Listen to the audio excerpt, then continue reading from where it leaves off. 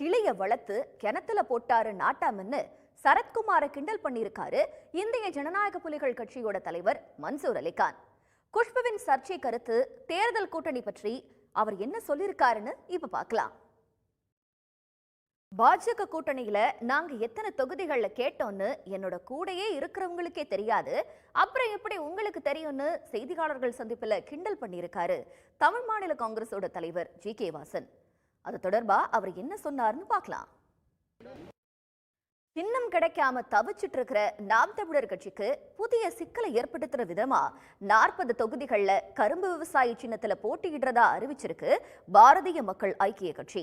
இருக்கிற பிரச்சனையில இது என்ன புது பிரச்சனைன்னு நாம் தமிழர் கட்சி கவலைப்படுற அளவுக்கு வெளியாகி இருக்கிற அந்த அறிவிப்பு பற்றி இப்ப பார்க்கலாம்.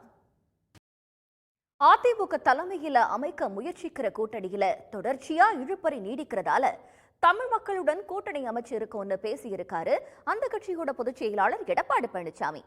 கூட்டணி தொடர்பா அவர் தெரிவிச்ச கருத்துக்களை இப்ப பார்க்கலாம்.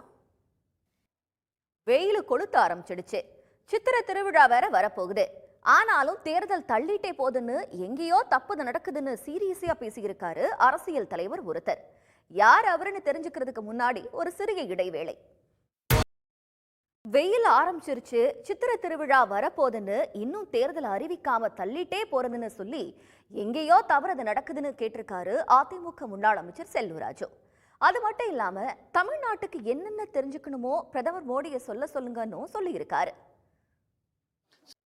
மக்களவை தேர்தல்ல கடந்த முறை காங்கிரஸ் கட்சி போட்டியிட்ட ஒரு சில தொகுதிகள் மாற வாய்ப்பு இருக்கிறதா தமிழ்நாடு காங்கிரஸ் கமிட்டி தலைவர் செல்வ பெருந்தகை தெரிவிச்சிருக்காரு.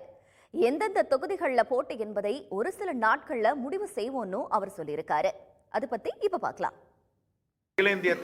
மகளிர் உரிமை தொகை தொடர்பா குஷ்பு தெரிவிச்ச கருத்து சர்ச்சைக்குள்ளாகி இருக்கிற நிலையில அவர் ஏன் அப்படி சொன்னாருன்னு தெரியுமான்னு மழுப்பலா ஒரு விளக்கம் கொடுத்திருக்காங்க காங்கிரஸ் கட்சியில் இருந்து சமீபத்துல விலகி பாஜகவில் சேர்ந்த விஜயதரணி.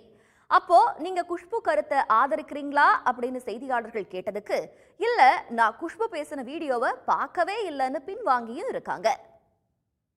மாநில சமத்துவ மக்கள் கட்சியை பாஜக கூட இணைக்கிறது தொடர்பா மனைவி கிட்ட கேட்டது தொடர்பா எழுந்த விமர்சனத்திற்கு பதிலளிச்சிருக்காரு சரத்குமார். அது என்னன்னு இப்ப பார்க்கலாம். நாடாளுமன்ற தேர்தல்ல ஒரு தொகுதியை ஒதுக்கணும்னு திமுக கிட்ட வலியுறுத்தணும்.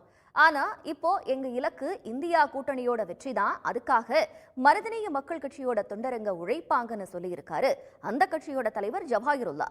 அவர் சொன்ன கருத்துக்களை இப்ப பார்க்கலாம். தேர்தல் களம் சூடுபிடிக்க தொடங்கிடுச்சு. இனி வர நாட்கள நடக்கிற அரசியல் சுவாரஸ்யங்களை தெரிஞ்சுக்க தேர்தல் திருவிழா நிகழ்ச்சியை தொடர்ந்து பாருங்க. நன்றி, வணக்கம்.